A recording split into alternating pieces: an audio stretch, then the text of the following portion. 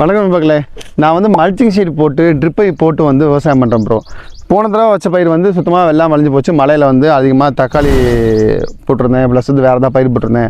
Fungal இன்ஃபெக்ஷனால் மழை அதிகமாக பெஞ்சப்போ வந்து இருக்கிற பயிரெலாம் செத்து போச்சு. இதை பிடுங்கிட்டு நான் அடுத்ததில் பயிர் நடுவேன் அப்படின்னா, அப்படி பண்ணக்கூடிய விவசாயியாக இருந்தீங்க நீங்கள் அப்படின்னா டெஃபினட்டாக இந்த வீடியோ உங்களுக்காக தான். ஏன் அப்படின்னா மெஜாரிட்டி இந்த மாதிரி ஃபங்கல் இன்ஃபெக்ஷன் இருக்கும் பொழுது ரூட் ரீஜனில் அதிகமாக தண்ணி தேங்கி நின்றதுனால இதில் இருக்கக்கூடிய ஃபங்கல் இன்ஃபெக்ஷனால் தான் வந்து பிளான்ட் செத்து போச்சு. ஸோ இதே இன்ஃபெக்ஷன் வந்து அடுத்த பயிர் வைக்கும்போது கண்டிப்பாக அந்த பயிரில் seasonal pest, occasional pest, seasonal disease, occasional டிசீஸுங்கிற கான்செப்டில் இந்த நோய்க்கான மூலாதார காரணி, நோய் பரப்பக்கூடிய கிருமி மண்ணுக்குள்ளே அப்படியே இருக்கும்.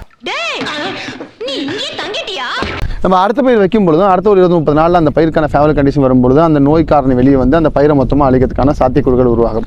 ஆல்ரெடி ஒரு பயிர் வச்சு அழிஞ்சு போச்சு அப்படின்னா, ஏன்னா இது மற்ற பயிர்கள் உழவு ஓட்டி வைக்கிற பயிர்களுக்கு எந்த பிரச்சனையும் கிடையாது. முழுக்க இந்த மாதிரி ட்ரிப்பை போட்டு ப்ளஸ் வந்து மல்ச்சிங் ஷீட்டில் பண்ணக்கூடிய இந்த பயிர்களை பொறுத்த வரைக்கும் பார்த்தோம் அப்படின்னா இதை பிடிங்கிட்டு தான் நம்ம வேறு பயிர் வைக்க வேண்டிய கட்டாயத்தை தள்ளப்படும். இப்படி ஒரு சுச்சுவேஷன் இருக்கும்போது நீங்கள் முதல்ல பண்ண வேண்டிய விஷயம் என்ன அப்படின்னா, ஒன்று இது கூட வந்து இந்த சொலிஎம்எஸ் இருக்குது பாருங்கள், கேபிள்ஸில் சொலிஎம்எஸ் மேலே கொடுத்துருக்கேன்.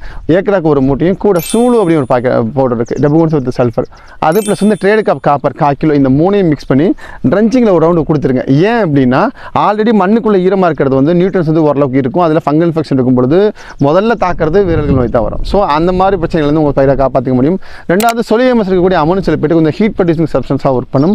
ட்ரேடு காப்பர் இருக்கக்கூடிய காப்பர் எட்டா அப்படிங்கிறது சர்ஃபெக்டண்டாக ஒர்க் பண்ணி ஆல்ரெடி இருக்கக்கூடிய நோய் காரணி பூராத்தையும் வந்து கண்ட்ரோல் பண்ணிடும். இந்த 3 காம்பினேஷன் அப்படிங்கிறத நீங்கள் இந்த மாதிரி இன்ஃபெக்ஷன் இருந்து பயிர் திருப்பி வைக்கும்போது இதை பயன்படுத்துனீங்க அப்படின்னா டெஃபினட்டாக உங்கள் பயிர்களில் முதல் 30 நாட்கள் உள்ள அந்த டிரான்ஸ்போர்ட்டேஷன் ஸ்டாக்கு அப்புறமா வரக்கூடிய அந்த வீரல்கள் ப்ளஸ் வந்து அந்த இது டேம்பிங் ஆஃப்னு சொல்லக்கூடிய நாற்றல்கள் நோய், நாற்றிலிருந்து வைக்கும்போது செடி செத்து போகிறதுக்கான சாத்தியக்கூறுகள் எதுவுமே இல்லாமல் போகிறதுக்கு வாய்ப்புகள் உருவாகும். இந்த மாதிரி நிறைய விவசாய சம்மந்தப்பட்ட தெரிஞ்சுக்கிறதுக்கு மறக்காமல் யூடியூப் சேனலை சப்ஸ்கிரைப் பண்ணிடுங்க.